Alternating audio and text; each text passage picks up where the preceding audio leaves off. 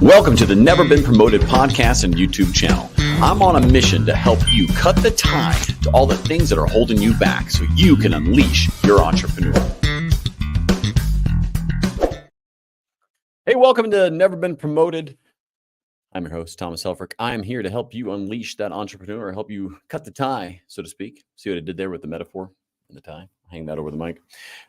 Here to help you kind of get out there, get better at entrepreneurship, learn how to think differently, act differently, be different, and help you get rid of the stuff that holds you back, like those fears, those excuses. It may be how to deal with even a few people in your life that aren't helping you go forward.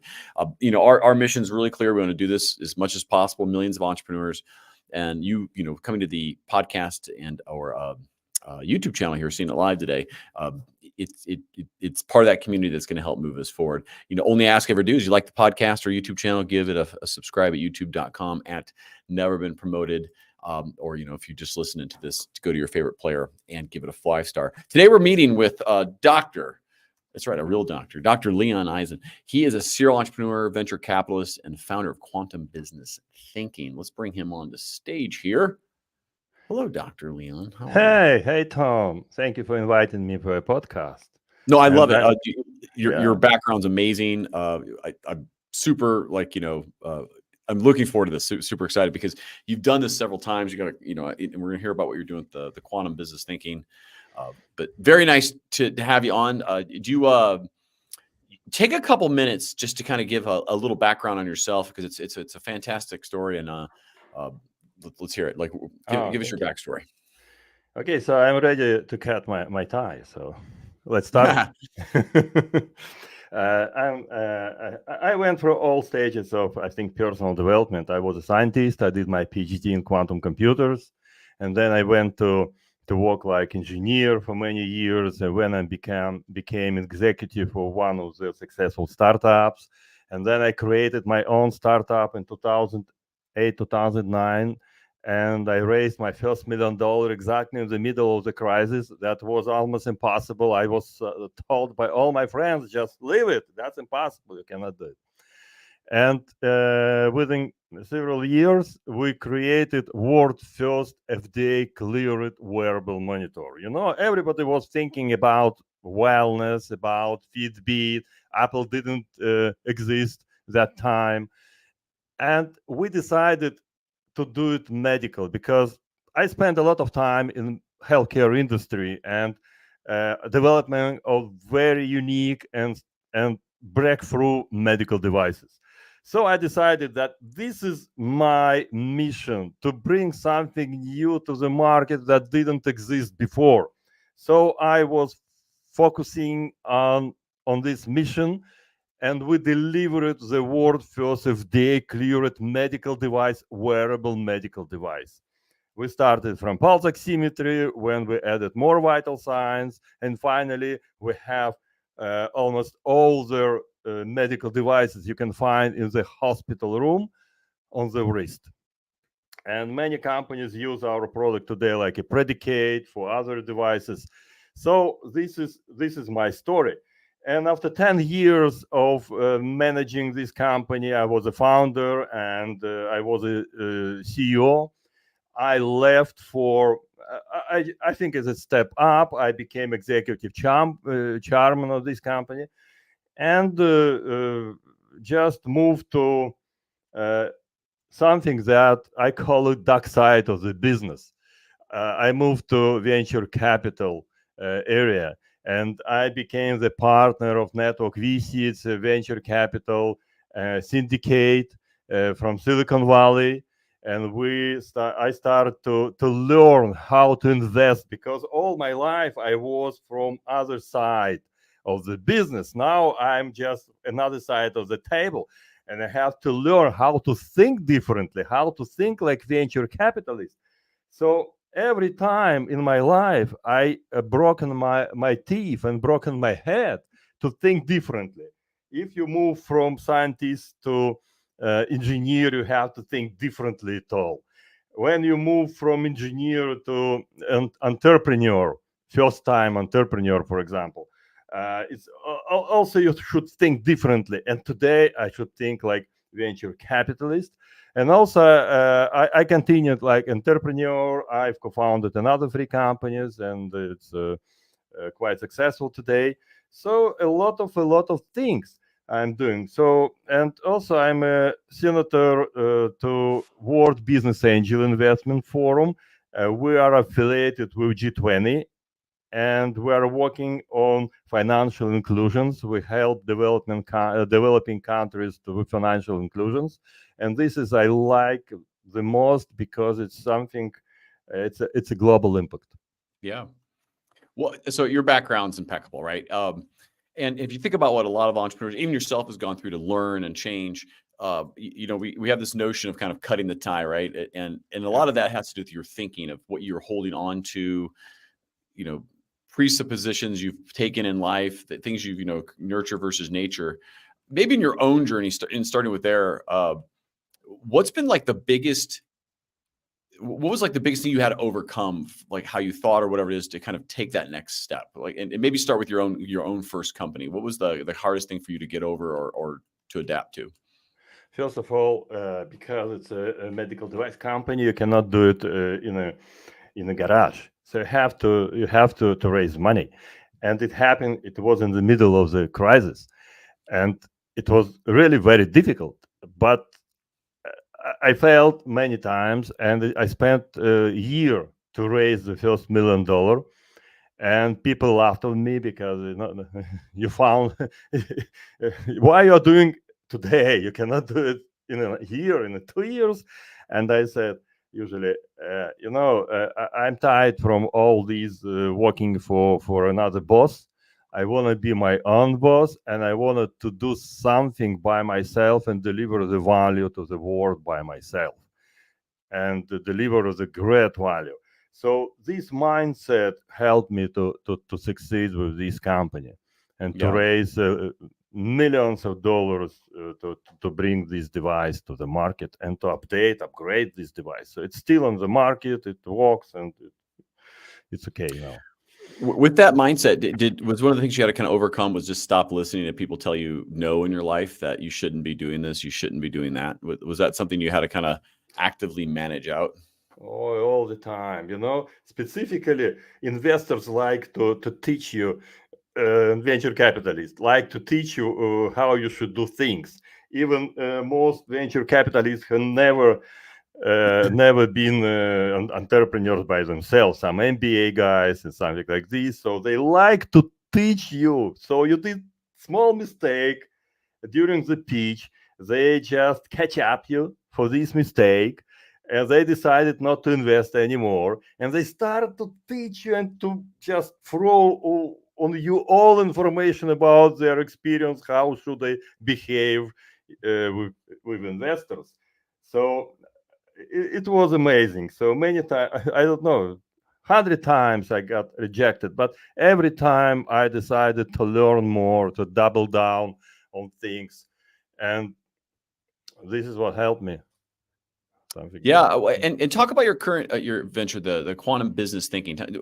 Fast forward to that. Like, what's the what does it do for the world? Who's it do it for? And talk about how you got that started. Okay, it's very interesting because, as I said, my profession is quantum physics and quantum computers, and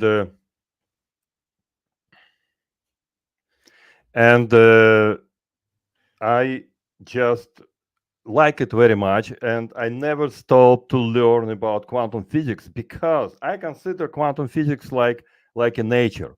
And if you do things based on quantum physics, like you do things based on nature, like you do things based on Bible, I don't know. So, and when I went through all stages of my development and I became venture capitalist, I started to talk with startups, and I understood that they really lack of not only common sense, they lack of thinking, non-linear thinking. Because how you can grow if you think linearly? You start from here, you finish here, and you have the linear direction. Physics, just mechanics, tells us that this is the low energy way to get to point B. But I can tell you that the low energy way to go like this.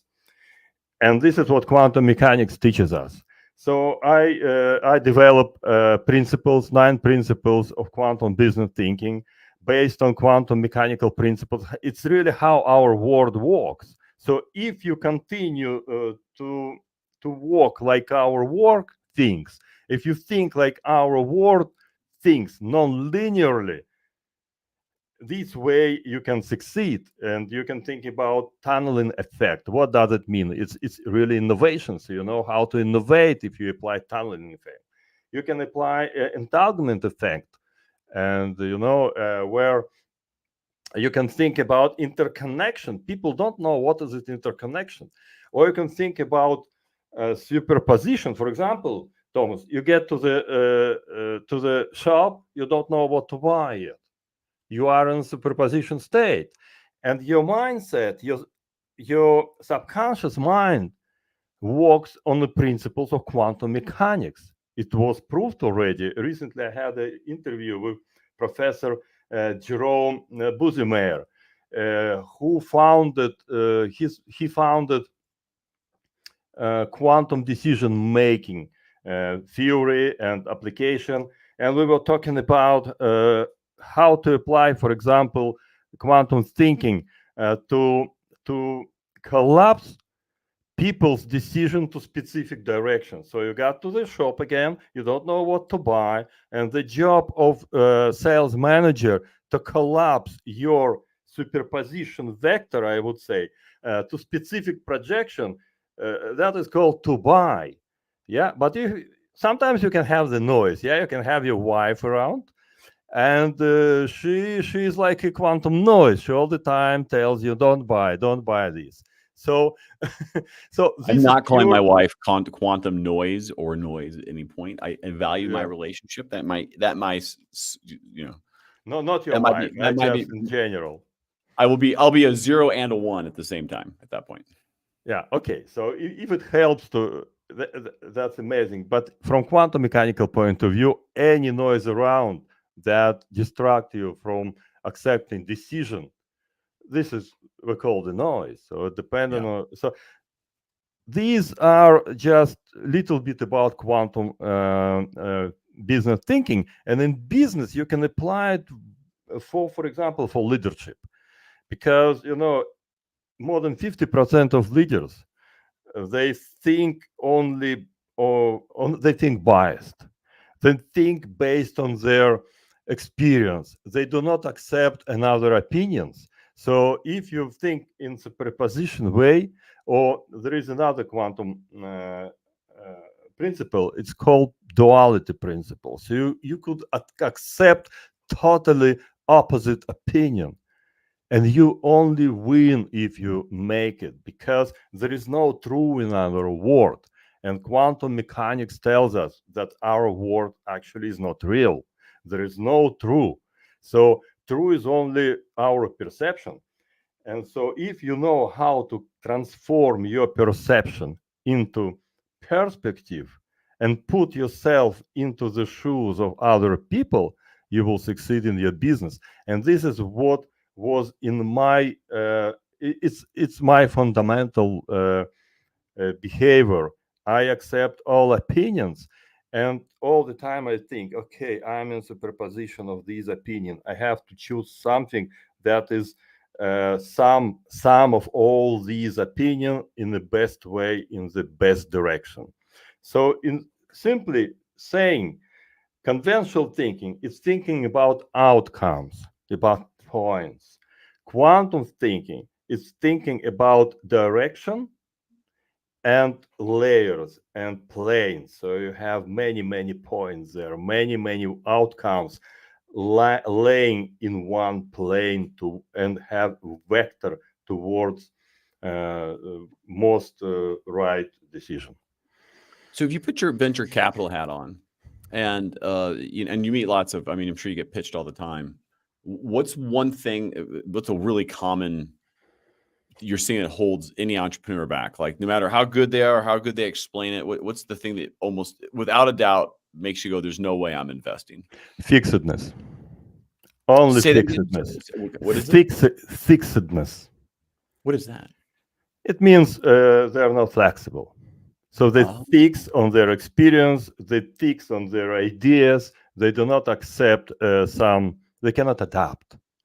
And this is a big problem. And it happens for entrepreneurs in teenager time, so up to 25. They think they know everything, they don't need any mentor, and they just fail. And then it starts again at 40, 45, when you think you know everything and you don't need any help, and again you fail. So fixedness is the worst thing entrepreneur could have. So we I have think to work on how to adapt, how to be flexible to our world. as I'm 48, and right, and so I definitely see this in my kids that they are. I mean, thank God they know everything, so I can be done parenting at this point. But and they're 14, 12, 10, or 9. But I will say personally, I know as I've gotten older, I realize how little I know, and I wish I knew as much as I did when I was 20. Yeah, that I mean, I'm like, oh my God, say I with can't me. believe how dumb I Say am. with me. Yeah, we just push some horizon forward all the time.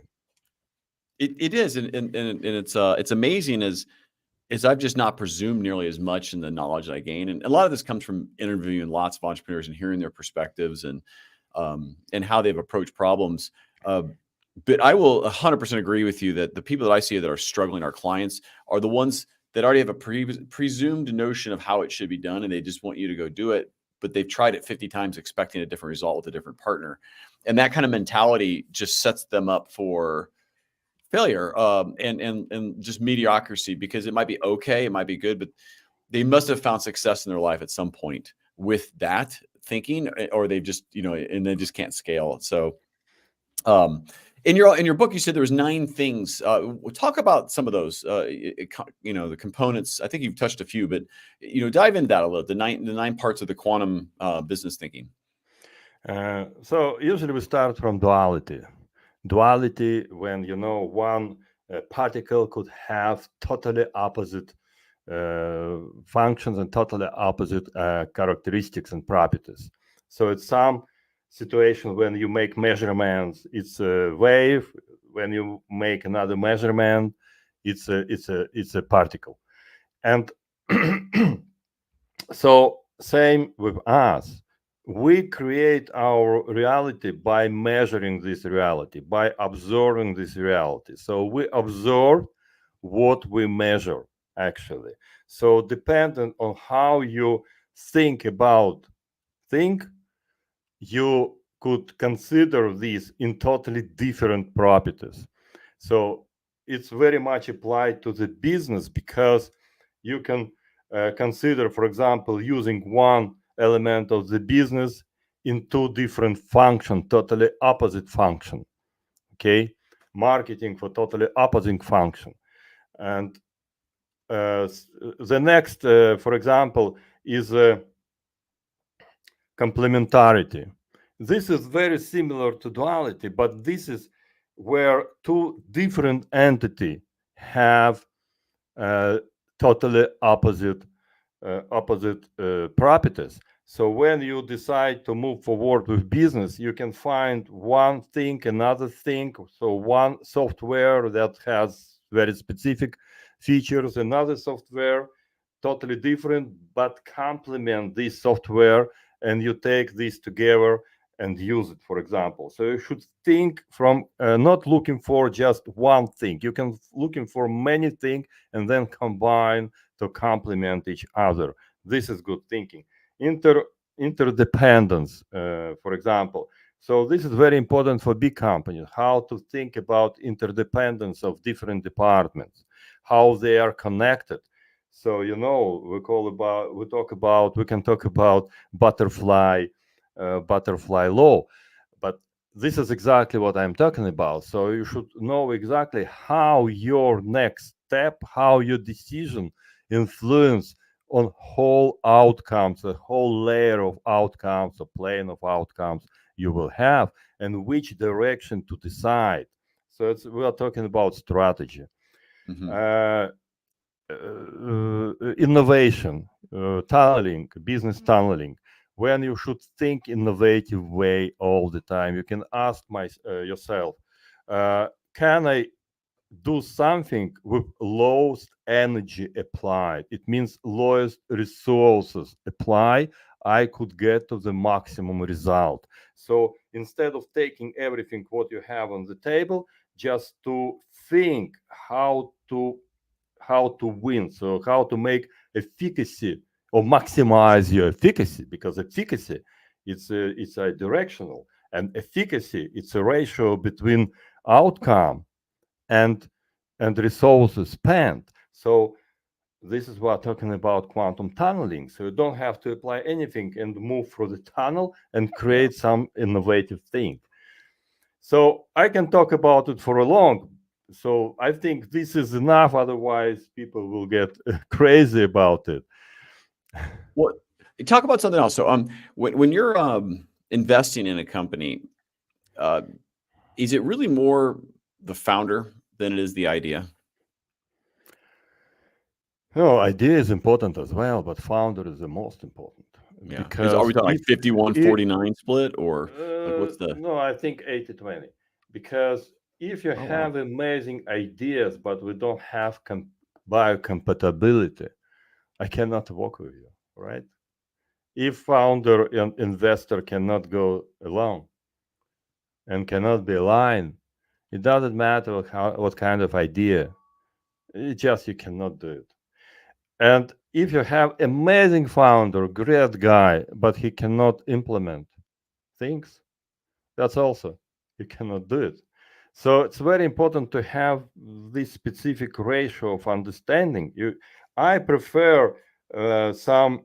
Again, it depends. I can tell you why. But I prefer to have a little bit less professional guy, but not asshole, because culture of the company is very important. And here we come to five. Also, I developed uh, five elements of any business, which what I teach in for startups.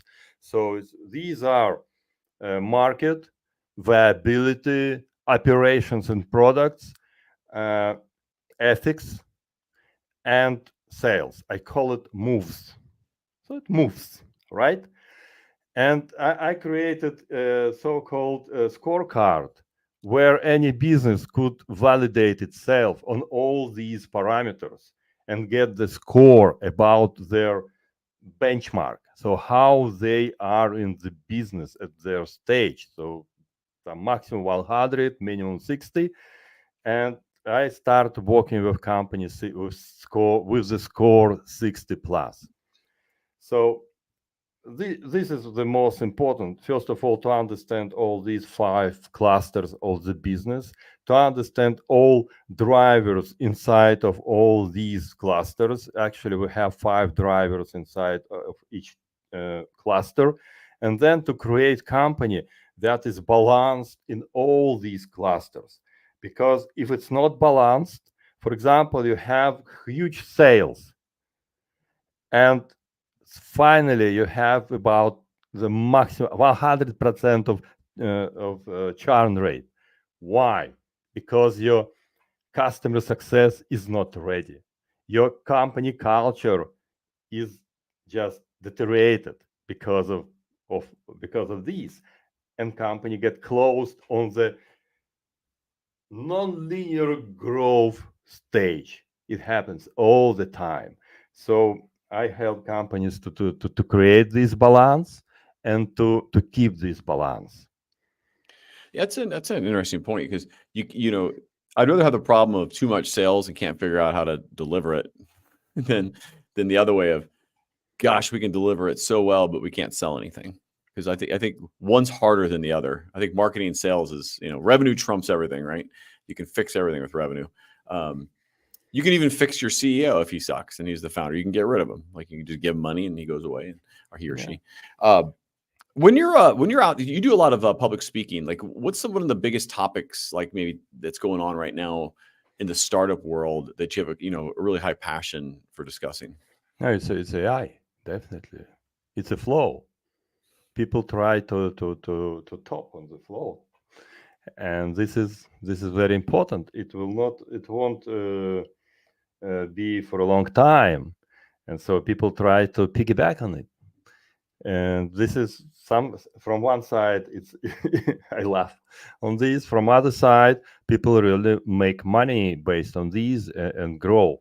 So I think AI and application AI for different directions. But what I predict, I know many companies and startups. It's like antivirus was 30 years ago. It's anti-fake, Yeah. anti-fake Like deep fakes and things like software. this.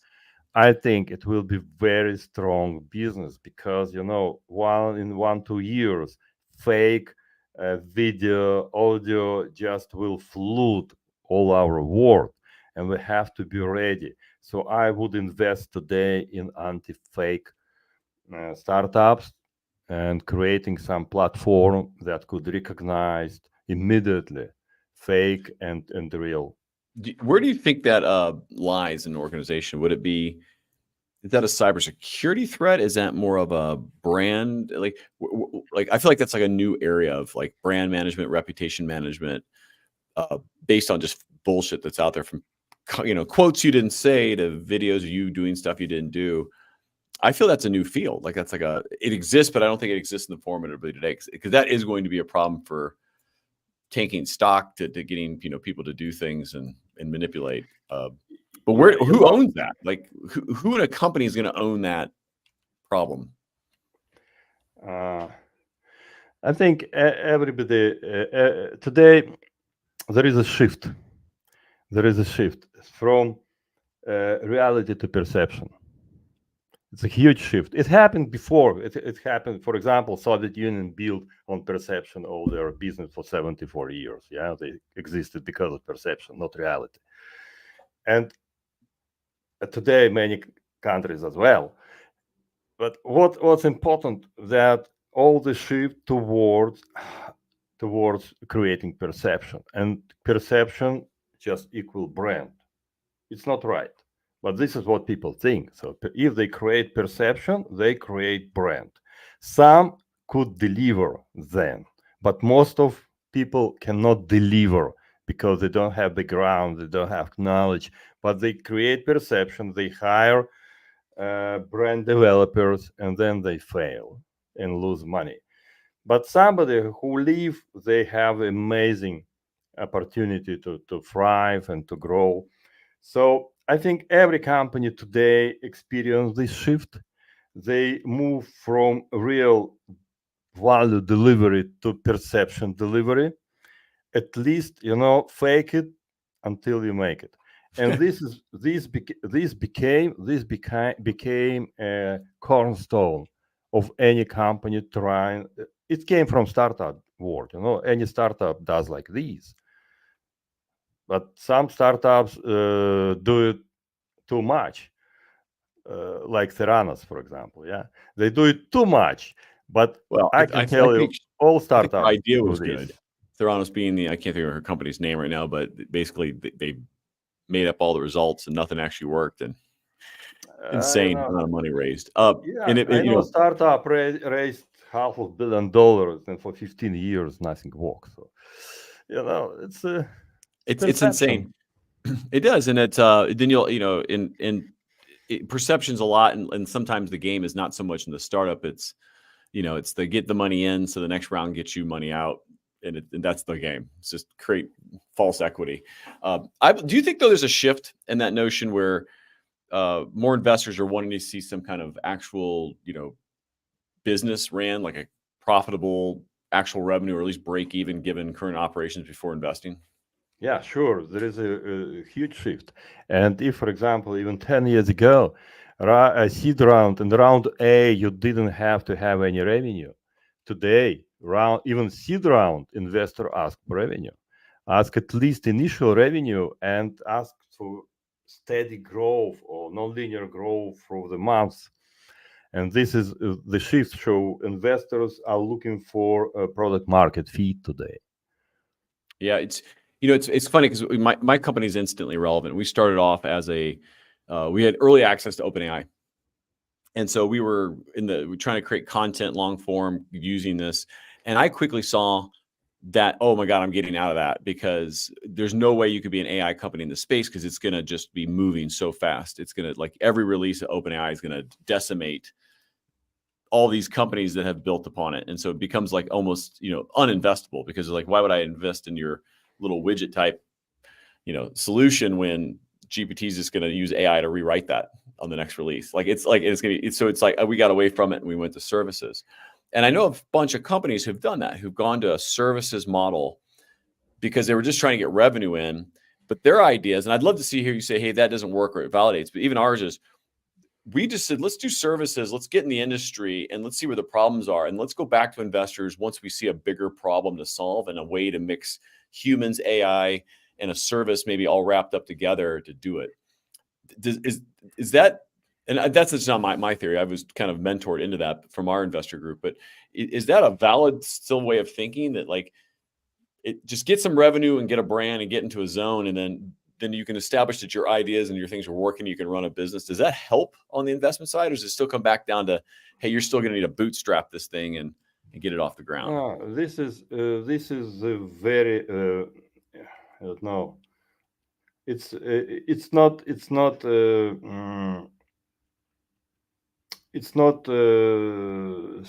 stable approach, because even before AI, people started company which could compete with Google, and I always look at the companies which not. So I almost understand what Google is going to do, what Apple is going to do next. So never invest in the company which is in a line with Apple or Google, and today OpenAI. And you can predict what the next move of OpenAI.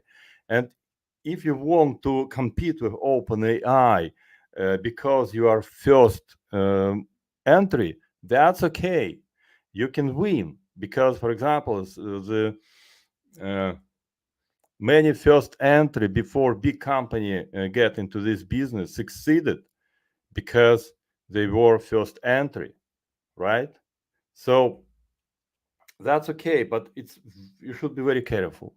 Yeah. It's very unstable business, very risky business. It's better to find some niche in the flow, but not in a like in the stack that cross the big company future initiatives. I think the notion of elegantly solutioning. So the idea that you're solving a problem, and what you've created somehow pulls the best in class current technologies to solve that problem, but your ability to elegantly pull it together in maybe one platform or some methodology as a start, that seems to always work, right? Because it's somewhat consultative an idea, but if you can digitize that to some degree, then you're kind of onto something there. Then you don't have to be in the front forward of latest and greatest. You just got to be able to absorb it. Very important to how to implement it, because you can have amazing idea in a B2C market, but you don't have money, and you cannot do B2C, because B2C requires a lot of knowledge how to implement and a lot of money. So you can have amazing idea, but it doesn't work because you cannot implement it. Right. I always on this time of the show always ask, like, kind of like, who right now do you want to get in touch with, or who should get in touch with you, and how do you want them to do that? Okay, first of all, I have my website, leoneisen.com. So, and also LinkedIn.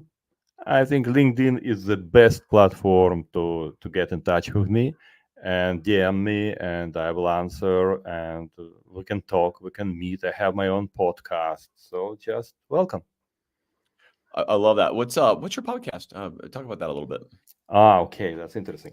It's my YouTube podcast. Have two lines. It's called Venture Growth with Leon Eisen. And one line, I interview amazing entrepreneurs, and this line called Intelligent Founder. I have amazing companies there. And another line started like After Insights. So I interviewed some new authors, interesting books, but finally just became, I call it, some wisdom of life and business. So we have different interesting things. I interview a professor in quantum physics, for example, and then I can interview some director of or founder of European Consciousness University on neuroplasticity. By the way, I'm in a panel of European Consciousness University and involved in development of this stuff there. And so many different things, but my podcast is very interesting because very extraordinary people appear there. Not some celebrity everybody knows and just another talk about the same issues. Some really new, interesting topics. Yeah, well, and the people you're on there are experts in their field. I mean, I've looked at your channel before, and it's like, it's growing, it's thoughtful, and it's on point. If you just want to hear an interesting interview too, I would hop on that to check that out. And it's YouTube at Leon Eisen, correct? Correct. Yes, exactly. Yeah, that'll do it. I'd give you the long, hexadecimal characters, but no one's going to remember that one when it comes up on the other one. As we've talked about a lot of things today, and I always ask this question of, if there's a question I should have asked you and I didn't, what was the question? What are my plans for the future? Oh, I like that one. What are your plans for the future? Oh, thank you. Great question. I'm glad I asked. Yeah. So my plan, I'm going to build my, first of all, I'm going to finish my book, Quantum Business Thinking, How to Think Non-Linearly. And then I prepare some courses, and I'm going to continue teaching and helping startups, because my mission today is to help founders to grow and to become nonlinear thinkers. I love it. Exponential thinking sounds way better. Quantum thinking sounds even more powerful. So actually, let me put a yes and question on that. So you fast forward a year, and you're reflecting a year in advance here. So you're looking back, you're a year ahead. What are you going to be most proud of that happened? I think I did something that nobody did before. I created world first FDA cleared wearable medical device. This is what really you can touch. All other stuff is something, I did this, I did that. It's something intangible. Here you can touch, you can have it, you can find it in the hospitals, and I'm proud most of. But I expect that I will do something again. So like quantum business thinking, it will become something that people will learn in Harvard business school, where I was learning my business. I got my business education, but actually this is my dream, to bring quantum business thinking to all entrepreneurs and let them to learn it, apply it, and grow, not even just exponentially, but with leaps. Quantum Love it. leaps. I love it. So one thing, hey, listen, Leon, thank you so much for coming on today. This has been you just got an amazing, I think people should try to spend time with you just to learn from you and mentor. Check out the YouTube channel at youtube.com at Leon Eisen, also leoneisen.com. You're available to speak, seminars, do things like this, train a series, if you got startups, if you're out there, kind of incubators, I think you'd be an awesome guest there's so many little tech communities and things like that, just to come and talk about all the things you've done with it. So I'll definitely keep an eye out for that. But anybody out there who really wants a dynamic speaker, and we've talked offline, he's holding back. He's even more fun than this when he gets off the camera. I stuck him with a live event today, so he's amazing. If you want to get out of the mess with your customer success and all this management of your customers, I would love to help you. Yeah, and that's a good problem to get out of, right? Yeah. So using quantum business thinking. And you have the book. Do you have a book with us? Correct with this? I'm finishing this book. You're finishing the book. A lot of time because I definitely want to update that and read that. That's going to be one of my read lists. Because I will update you when I will have it. It's very difficult. I was thinking I can do it quickly, but actually, because it's totally new subject, and I have to find some applications, talk to people, how to apply these to specific businesses. So it took a lot of time. It's very difficult. You know, somebody asked me to explain quantum physics to them, and I said, it's yes, no, and maybe all at the same time. Exactly. That's it. It's funny. You'll write your book. You should put it through like, you know, GPT or Gemini and say, hey, write it like so a third grader understands it. Yeah, I'm writing the book for, I don't know, for 12 years old, teenager, 12 years old. They should understand this. Yeah, you have to, because if you can't consume the data, it becomes someone else will do it, and yours will be a great book that no one reads, right? You want to be where someone can easily understand it and want to meet with you to get in the weeds or learn more of an aspect of it, or something resonates. Like, can you solve that problem for me? Yeah, and it's also full of life hacks, so it could be very interesting. So life hacks, I'm all for. Those are good. The best life hack, I'm gonna leave this. This has nothing to do with technology. You know, pistachios, they're very kind of hard to open, and you get one that's just like too small, and you just kind of, you're about to throw it away, and you feel bad because it's like, you know, they're kind of expensive. If you take the shell, half shell of another one, you put it in there, you just twist it, pops right open. Yeah, the most simplest life hack to get your pistachios to open without breaking them. So life hack is all about how to make a simple thing, how to make a complex thing simple. It is. I love it. It's my favorite TikTok series too. I'm like, oh, look at that. Never thought of that. That's good. Right. All right, Leon, hang out a sec. I appreciate you coming on so much. You know, get a hold of LeonEisen.com. Once again, check his YouTube channel out. It's growing. It's over 1,000 subscribers. Good engagement. Like the videos they're doing well. At youtube.com at Leon Eisen. Thank you, Leon, for coming. Good. All right, hang out a sec. I'll be right back. Yeah, let me say goodbye, and I'll be right back with you too. Hey, listen, everyone who's made it to the point in the show, thank you so much once again for the Never Been Promoted podcast. You know, learn from these entrepreneurs, reach out to them and ask them questions of how they did this or how they got through that. They're great resources to have at your fingertips. The one ask I always do is, you know, check out youtube.com at Never Been Promoted. Check out the podcast. Just search Never Been Promoted if you can't find it on your favorite player, Apple and on Apple, Spotify, etc.